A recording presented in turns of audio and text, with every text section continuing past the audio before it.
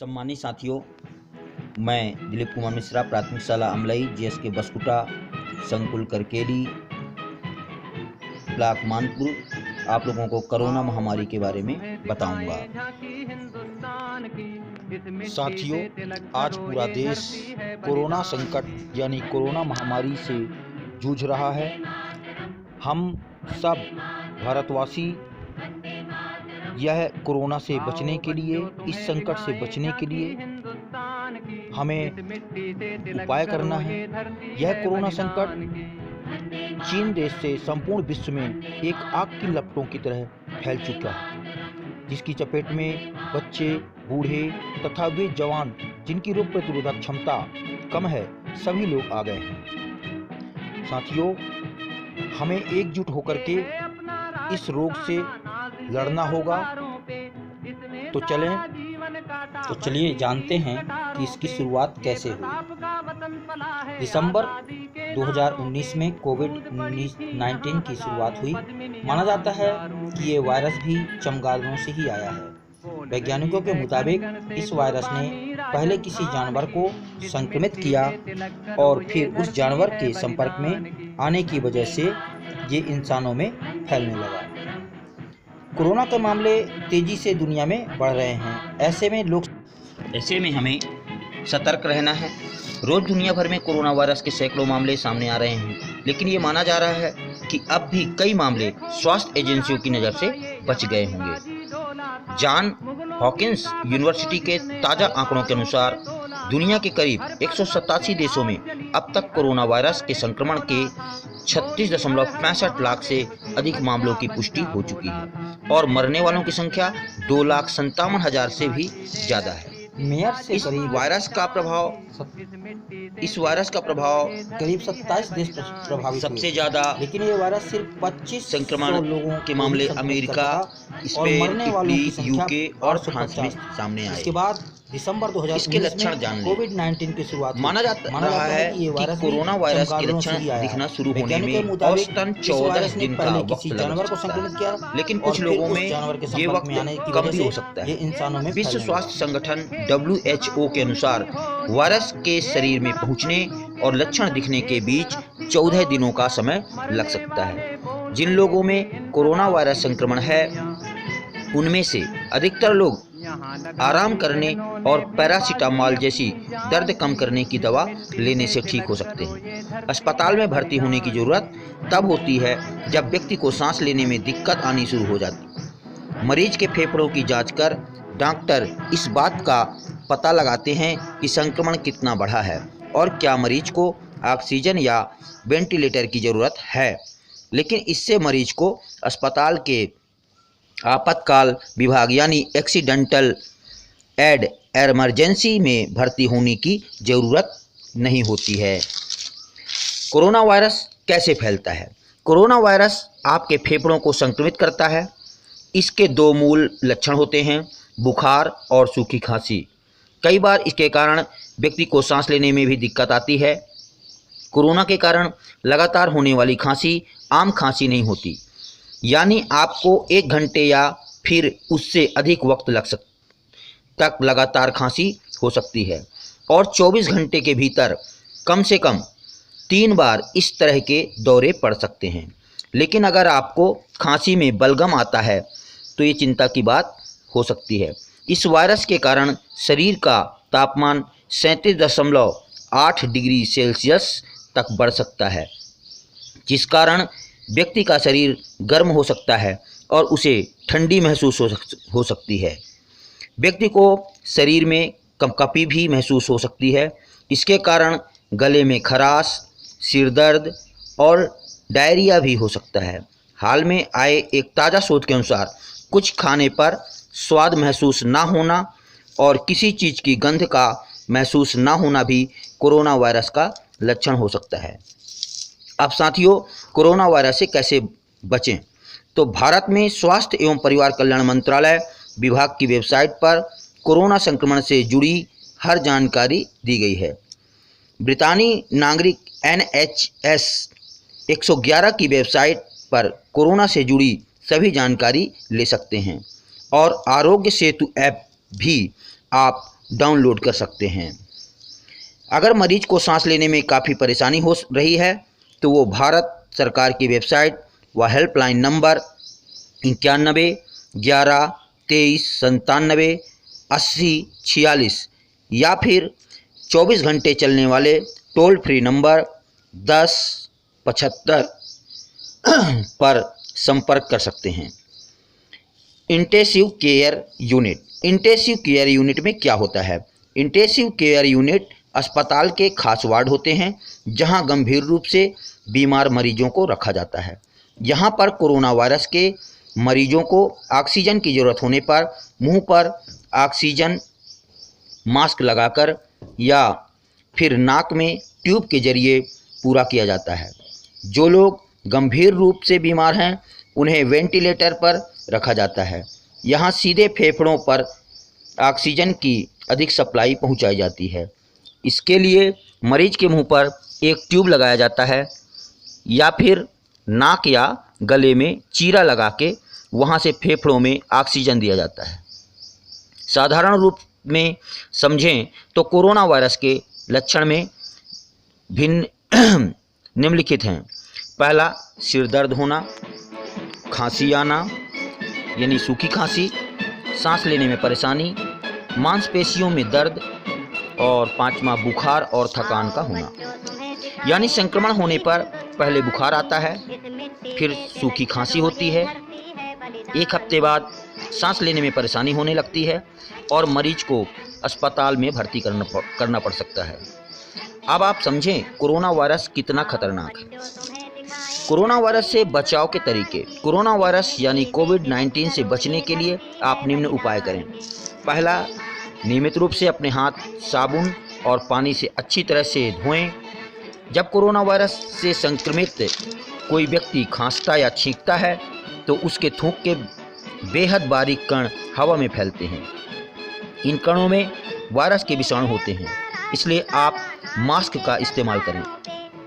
संक्रमित व्यक्ति के नज़दीक जाने पर ये विषाणु युक्त कण सांस के रास्ते आपके शरीर में प्रवेश कर सकते हैं। अगर आप किसी ऐसी जगह को छूते हैं जहां ये कण गिरे हैं और फिर उसके बाद उसी हाथ से अपनी नाक, आँख या मुंह को छूते हैं तो ये कण आपके शरीर में पहुंचते हैं। ऐसे में खांसते छींकते वक्त टिश्यू या रुमाल का इस्तेमाल करना, बिना हाथ धोए अपने चेहरों को ना छूना और संक्रमित व्यक्ति के संपर्क में आने से बचना इस वायरस को फैलने से रोकने के लिए बेहद महत्वपूर्ण है। चिकित्सा विशेषज्ञों के अनुसार फेस मास्क इससे प्रभावी सुरक्षा प्रदान करते हैं। कोरोना वायरस के संक्रमण से बचने और इसे फैलने से रोकने के लिए आप क्या कर सकते हैं, तो इसे नोट कर लें। बार बार साबुन से अपने हाथ धोते रहें या सैनिटाइजर का उपयोग करें। खांसते और छींकते समय टिश्यू का इस्तेमाल करें। इस्तेमाल किए हुए टिश्यू फेंक दें और अपने हाथ साबुन से धोएं। अगर आपके पास टिश्यू नहीं है तो आप अपने बाजू यानी कोहनी का इस्तेमाल करें।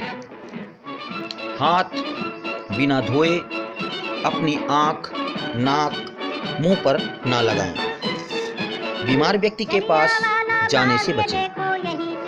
साथियों, ये कोरोना कहता है कि कोरोना बोले हाथ मिलाना छोड़ो, दूर से करो हाय हाय, वरना जिंदगी से प्यारे तुम्हारा कर दूंगा बाय।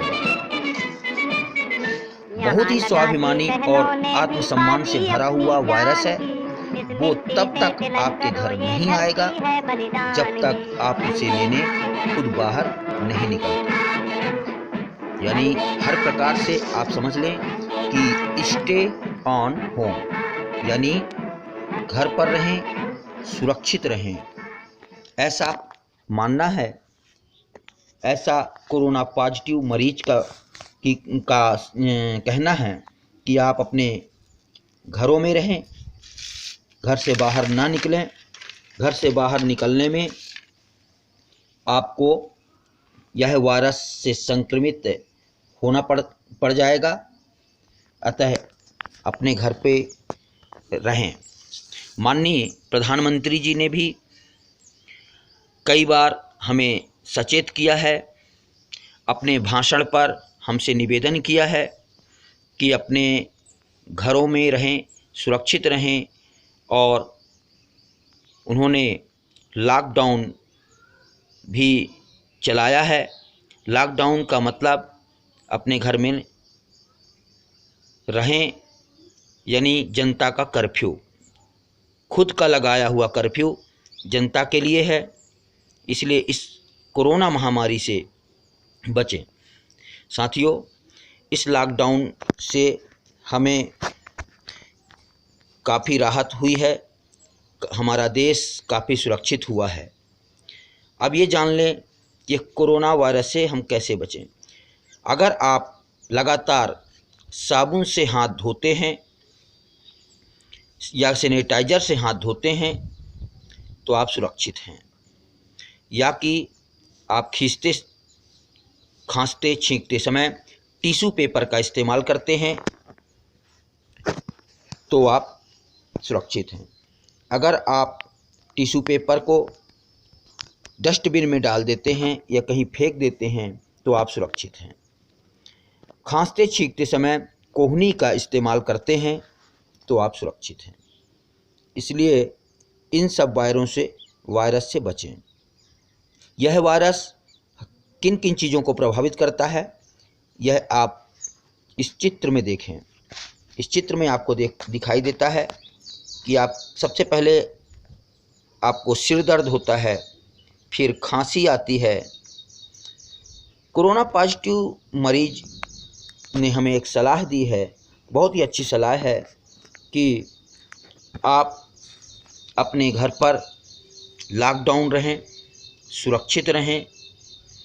बार बार मेरा यही निवेदन है आप लोगों से कि हम सब साथी अगर मिलकर चाहें तो इस वैश्विक बीमारी हमारा कुछ भी नहीं बिगाड़ सकती है और हम सुरक्षित रह सकते हैं। तो साथियों, इस लॉकडाउन में का निश्चित रूप से सभी लोगों को लाभ मिला होगा और अपने घर पर सुरक्षित रह करके आप इस महामारी को बढ़ने से रोक सकते हैं।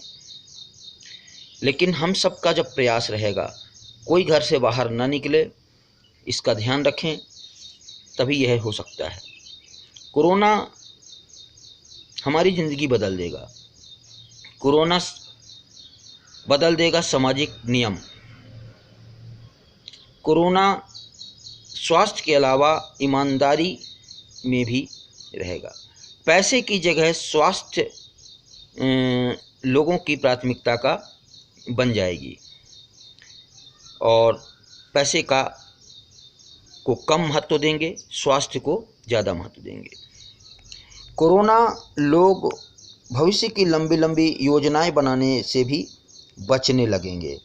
यह कोरोना महामारी से हमें यह सिखाएगी। कोरोना महामारी से भी और क्या हो सकता है, लोगों को अब एकांत में काम करने की आदत डालनी होगी। फिर लोगों को अब कोरोना महामारी से बचने के लिए एकांत में रह कर के काम करना होगा और अकेले रह कर के ही काम निपटाना होगा। कोरोना संकट से बचने के लिए हाथ मिलाने और अपने सामने बैठकर बातचीत करने की घबराहट खत्म हो जाएगी और ये सब परंपराएं धीरे धीरे ख़त्म हो रही हैं। कोरोना महामारी ख़त्म कर देगा कि लोग बातचीत करने से कतरा रहे हैं, दूर से बात कर रहे हैं, पास में बैठने से कतराएंगे। समाज दो वर्गों में बढ़ जाएगा।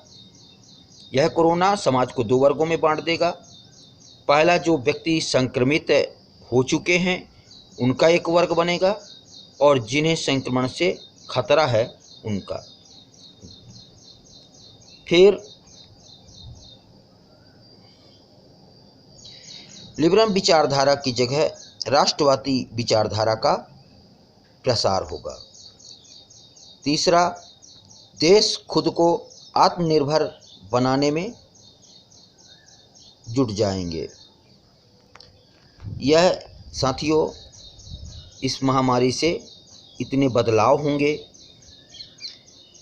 हम यह आपको सब लोगों को यह निवेदन करते हैं कि आप इन सब चीज़ों से बचें। तो चलिए साथियों, मैं यह दिलीप कुमार मिश्रा, प्राथमिक शाला अमलई, JSK बसकुटा, संकुल करकेली, आप लोगों को, बच्चों को, अभिभावकों को यह प्रेरणा देता हूं कि आप लॉकडाउन में अपने बच्चों को पढ़ाएं। ई पाठशाला यानी रेडियो, टेलीविज़न के माध्यम से आपके बच्चों को पढ़ाया जा रहा है। तो आप अपने बच्चों को मोबाइल में 1 घंटे का समय निकाल करके शाम सुबह मोबाइल से पढ़ाएं। के माध्यम से हम वीडियो भेजते हैं आपके व्हाट्सएप नंबर पर। आप इन व्हाट्सएप वीडियो को प्ले करें और अपने बच्चों को अपने घरों को।